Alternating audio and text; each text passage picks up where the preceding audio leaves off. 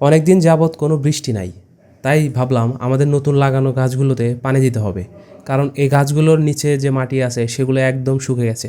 তো এই জন্য আসলে মাটিগুলো একদম সাইজ করে এবং ভিটি চারিদিকে বেঁধে দিয়ে তারপর হচ্ছে মোটর চালিয়ে পানি দিলাম। কারণ এই সময় গাছে পানি না দিলে গাছগুলো ঠিকভাবে বাড়বে না। তো আজকে আমি দেখাবো আপনাদেরকে কীভাবে এই কাজটা করলাম।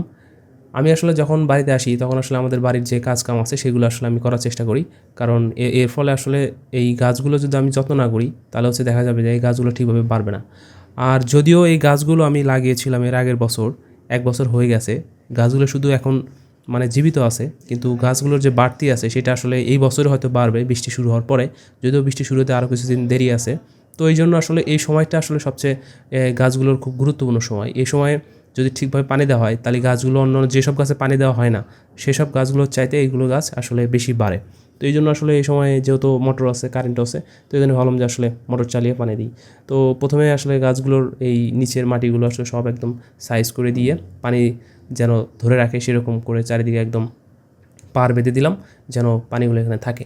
তো আমাদের এখানে অনেকগুলো গাছ গাছছি, তার ভিতর সবচেয়ে বেশি আম গাছ, এবং আম গাছের পাশাপাশি আরও আছে কামরাঙ্গা গাছ আছে, তারপরে হচ্ছে পেয়ারা গাছ আছে, আরও আছে হচ্ছে পেঁপে গাছ গাছছি।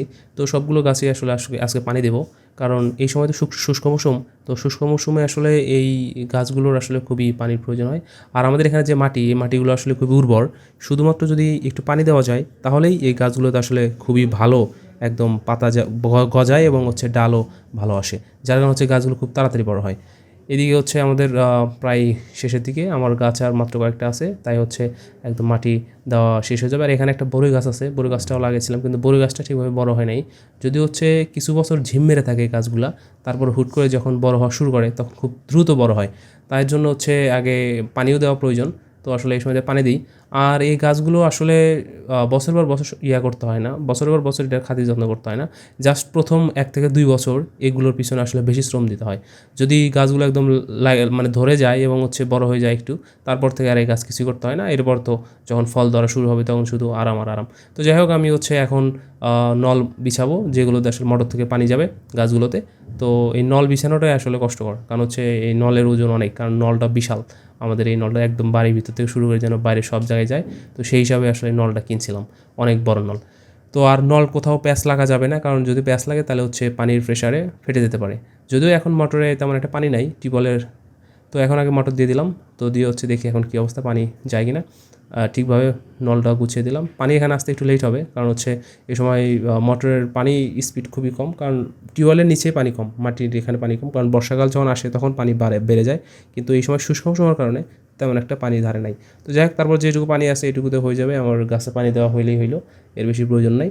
তো এখন তো দেখলাম এই পানিটা আসলে আসতেছে, পরে ধীরে ধীরে দেখলাম পানির স্রোত বাড়তেছে।